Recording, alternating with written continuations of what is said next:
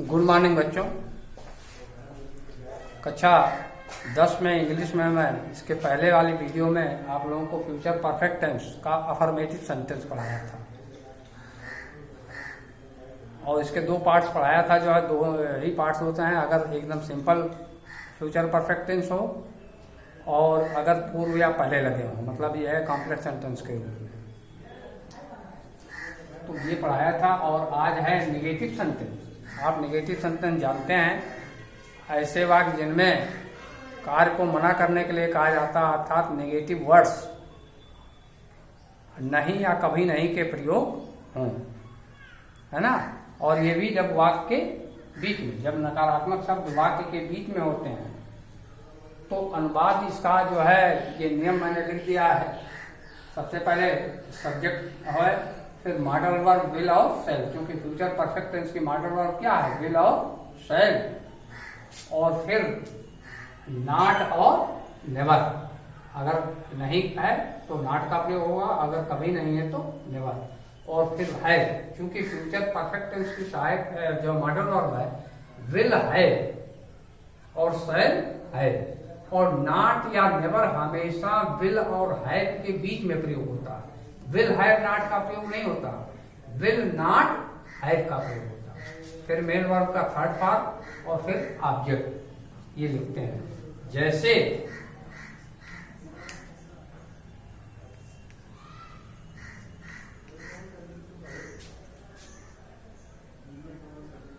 मोहन नदी में नहीं स्नान कर चुका होगा। एकदम सिंपल की बात चल रही है ना, सिंगल क्लॉज। आप जानते हैं फ्यूचर परफेक्ट इसकी पहचान में मैंने लिखाया है, चुका होगा, चुकी होगी, चुके होंगे। जब वाक्य के अंत में आता है तो वाक्य किसमें है, फ्यूचर परफेक्ट टेंस में।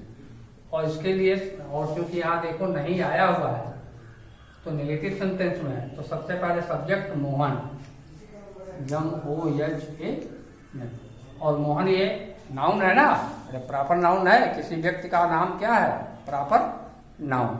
और प्रॉपर नाउन हमेशा, या कोई भी नाउन हो तो ये थर्ड पर्सन के कर्ता माने जाते हैं।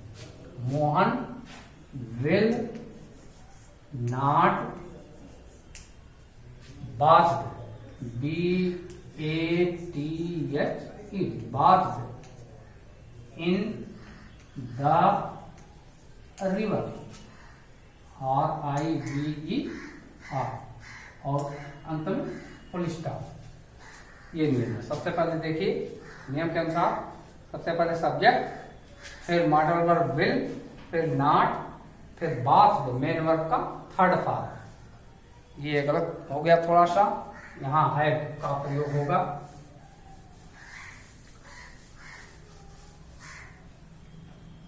विल नॉट हैव bathed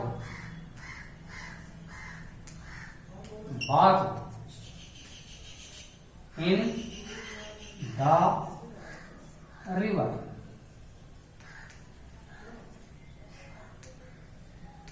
और अंत में फुल स्टॉप। फिर से सब्जेक्ट हो गया, फिर मॉडल वर्ब विल, फिर नॉट, फिर हैव।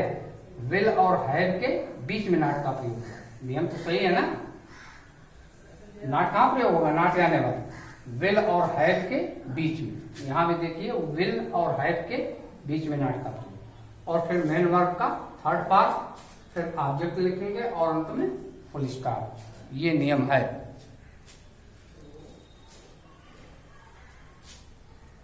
और इसका दूसरा सेंटेंस, ये पहला नियम है।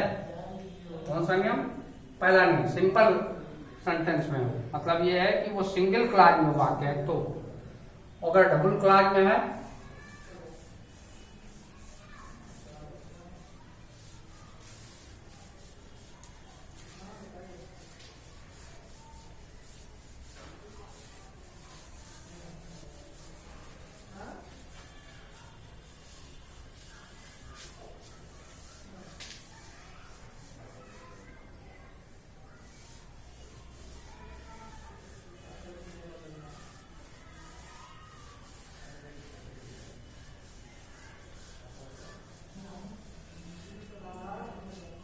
जब वाक्य में पूर्व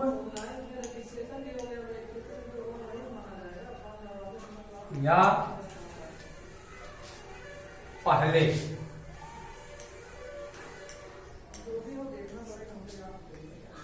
के प्रयोग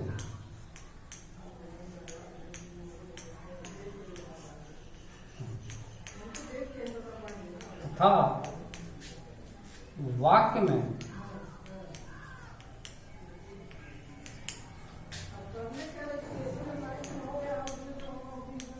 नहीं या कभी नहीं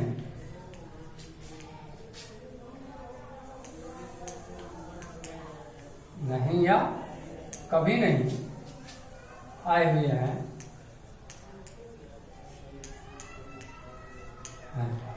तो यहां मैंने बताया है यदि वाक्य में दो क्लास अगर पूर्व या पहले आए हुए हैं और वो नेगेटिव में है वाक्य और वो वाक्य फ्यूचर परफेक्ट टेंस में है तो वाक्य में जो कार्य पहले समाप्त होता है वो क्या है? Principal clause. और बार बार मैं इसके पहले मैं आप लोगों को पार्ट परफेक्ट टेंस पढ़ाया था तो उसमें बताया था कि चेंजिंग चाहे वो नेगेटिव सेंटेंस में बदलाव हो रहा हो या इंट्रोगेटिव सेंटेंस में हो या इंट्रोगेटिव नेगेटिव सेंटेंस में हो, बदलाव हमेशा जो है चेंजिंग जो है प्रिंसिपल क्लॉज में होती है। इसमें प्रिंसिपल क्लॉज में कभी भी सबऑर्डिनेट क्लॉज में कोई बदलाव नहीं होता और वही नियम यहाँ भी लागू है। फ्यूचर परफेक्ट टेंस में अगर बात है तो प्रिंसिपल क्लॉज में ही बदलाव होता और इसमें है अगर पूर्व या पहले आया हुआ है तो वाक्य में जो कार्य पहले समाप्त होता है वो प्रिंसिपल क्लॉज है। पहले दूसरा नियम समाप्त होने वाला कार्य, समाप्त होने वाला कार्य क्या है? Principal clause.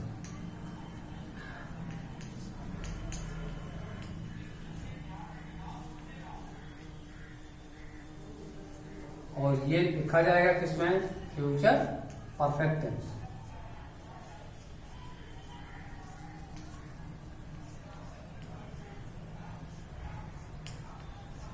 के नेगेटिव सेंटेंस में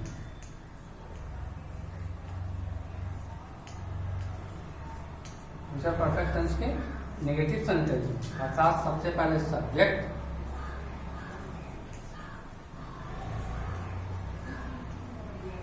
फिर मॉडल वर्ब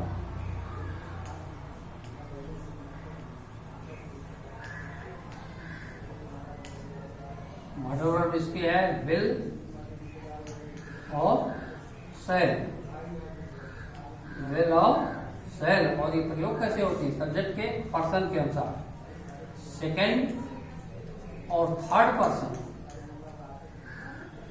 सेकंड और थर्ड पर्सन। सब्जेक्ट के साथ विल और फर्स्ट पर्सन,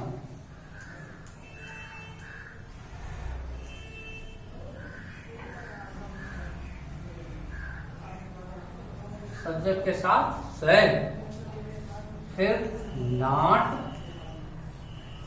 या नेवर और फिर है यहां और फिर जम्बी का थर्ड फॉर्म मेन वर्ब का थर्ड फॉर्म, फिर ऑब्जेक्ट और फिर पूर्व या पहले, पूर्व या पहले की अंग्रेजी क्या लिखेंगे? बिफोर।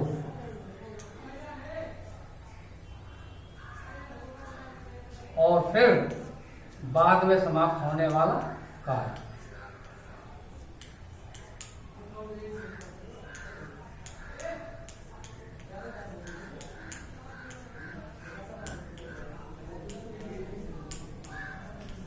बाद में समाप्त होने वाला कार्य क्या है? Subordinate clause.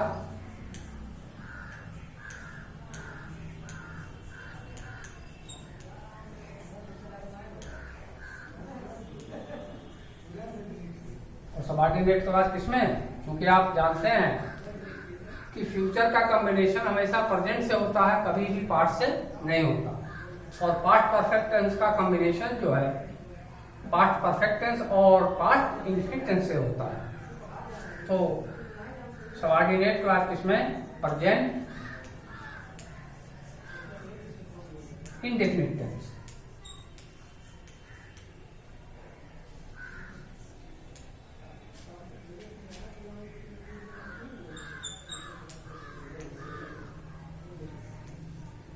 Present indefinite tense के अफर्मेटिव सेंटेंस।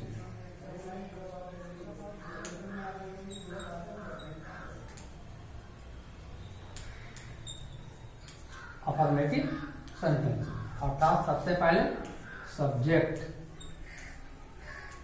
फिर एमवी मेन वर्ब का फर्स्ट फॉर्म, और अगर सब्जेक्ट ये सिंगुलर नंबर में है, सब्जेक्ट किसमें है? सिंगुलर नंबर में,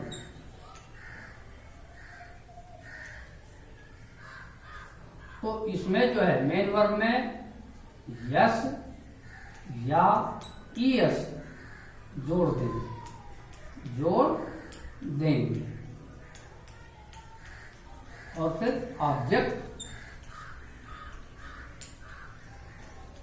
और अंत में फुल स्टॉप ये लिखेंगे। बात समझ में आ गई? तो इसका नियम है, अगर पूर्व या पहले आया हुआ है और उसमें नेगेटिव वर्ड्स हैं, नॉट के प्रयोग हैं, तो सबसे पहले ये जो पहले समाप्त होने वाला कार्य है वो प्रिंसिपल क्लॉज है। और प्रिंसिपल क्लॉज को हम फ्यूचर परफेक्ट टेंस में लिखते हैं, फ्यूचर परफेक्ट टेंस के नेगेटिव सेंटेंस में। और इसका नियम है सबसे पहले सब्जेक्ट, फिर मॉडल वर्ब विल या शैल, और विल और शैल ये मॉडल वर्ब अपने सब्जेक्ट के पर्सन के अनुसार प्रयोग होती है। सेकंड और थर्ड पर्सन सब्जेक्ट के साथ विल और फर्स्ट पर्सन सब्जेक्ट के साथ शैल का प्रयोग। फिर नॉट या नेवर, नेगेटिव वर्ड्स जो भी आएंगे नॉट या नेवर हो जाएगा, फिर हैव और फिर मेन वर्ब का थर्ड फॉर्म, फिर ऑब्जेक्ट अंत में, और पूर्व या पहले के लिए बिफोर का प्रयोग। और बाद में समाप्त होने वाला कार्य क्या है? Subordinate clause. सबऑर्डिनेट क्लॉज को हम जो है प्रेजेंट इंडेफिनिट टेंस में के अफर्मेटिव सेंटेंस में लिखते हैं। सब्जेक्ट, फिर मेन वर्ब का फर्स्ट फॉर्म, फिर ऑब्जेक्ट, और अगर सिंगुलर नंबर में है ये सब्जेक्ट तो उसमें यस या एस जोड़ेंगे। ये नियम है। अब आप जैसे देखिए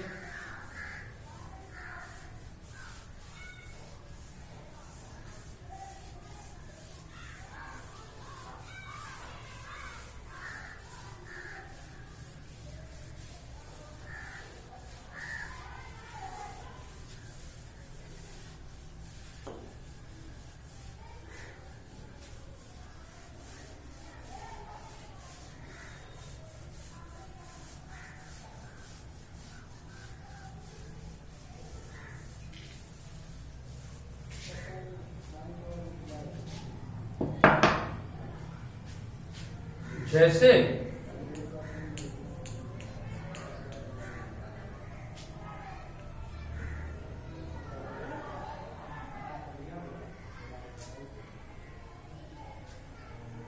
मेरे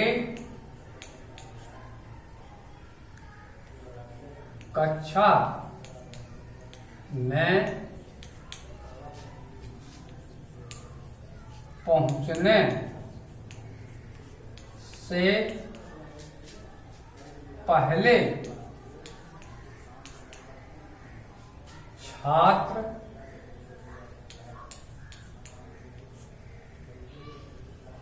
नहीं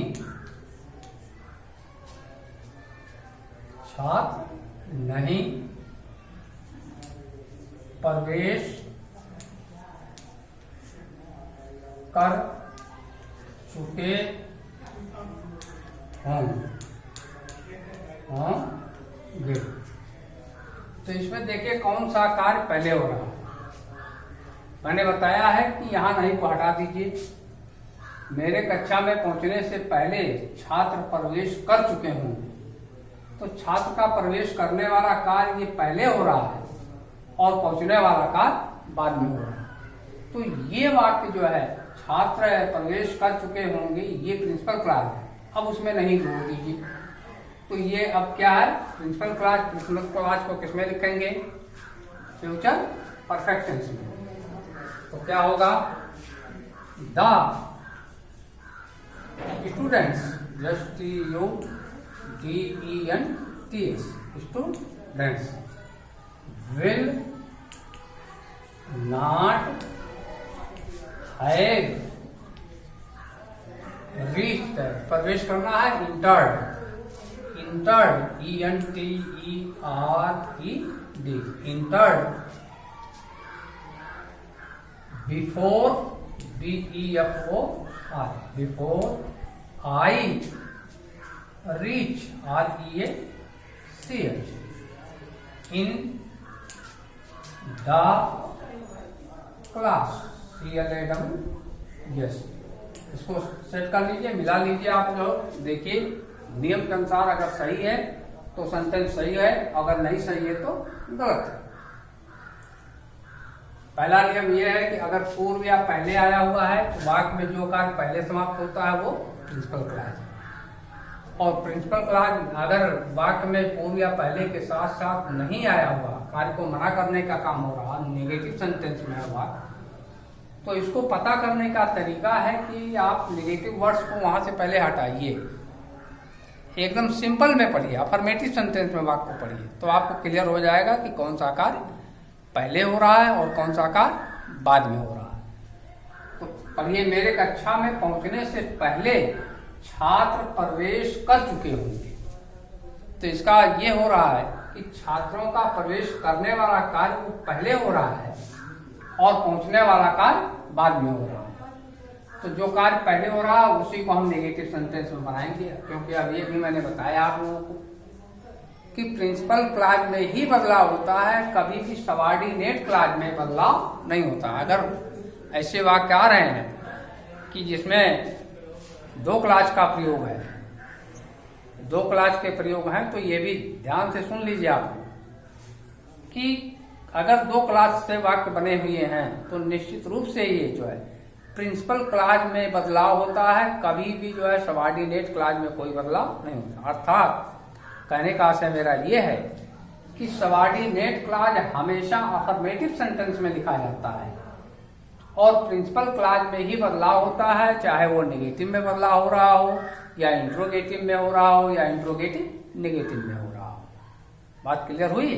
तो देखिए, सबसे पहले क्योंकि ये नेगेटिव की बात चल रही है तो सबसे पहले सब्जेक्ट हो गया, और सब्जेक्ट इसकी जो मॉडल वर्ब है, वर्ब जो प्रयोग होती है मॉडल वर्ब, हेल्पिंग वर्ब जिसको आप कह लीजिए, लेकिन ये हेल्पिंग वर्ब नहीं है, मॉडल वर्ब है।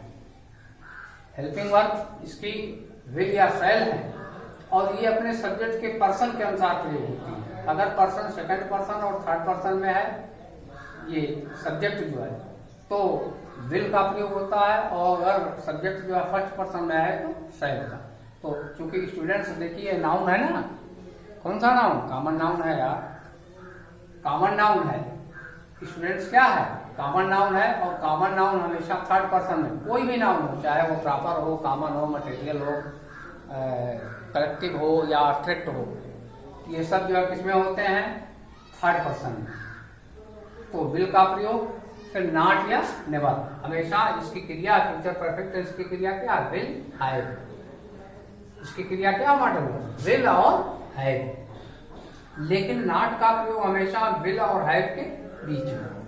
फिर इन जो है मेन वर्ब का थर्ड फॉर्म, और चूंकि इसमें देखो इस वाक्य में जो है ऑब्जेक्ट नहीं है तो ऑब्जेक्ट नहीं लिखेंगे। ये नहीं है कि आप अपने तरफ से कुछ भी ऑब्जेक्ट डाल दो, मैंने नियम में लिखा है ना ऑब्जेक्ट। अगर ऑब्जेक्ट है तो ऑब्जेक्ट लिखा जाएगा, अगर नहीं है तो नहीं लिखा जाएगा। और फिर बिफोर से पहले की अंग्रेजी होती है बिफोर, बिफोर से जोड़ देंगे, और फिर ये जो बाद में समाप्त हो रहा कार्य उसको लिखेंगे। मेरे की अंग्रेजी आई, और चूंकि आई जो है प्लूरल नंबर का करता है, प्रेजेंट इंडेफिनिट टेंस में आई क्या है? प्लूरल नंबर का। तो I reach in the class, ये है। तो मुझे आशा है कि आप लोग समझ गए होंगे, है ना। और इसके बाद जो है, और बाकी अब जो है, क्योंकि इसका इंट्रोगेटिव सेंटेंस इसके बाद है, अब वो कल पढ़ाया जाएगा बेटा।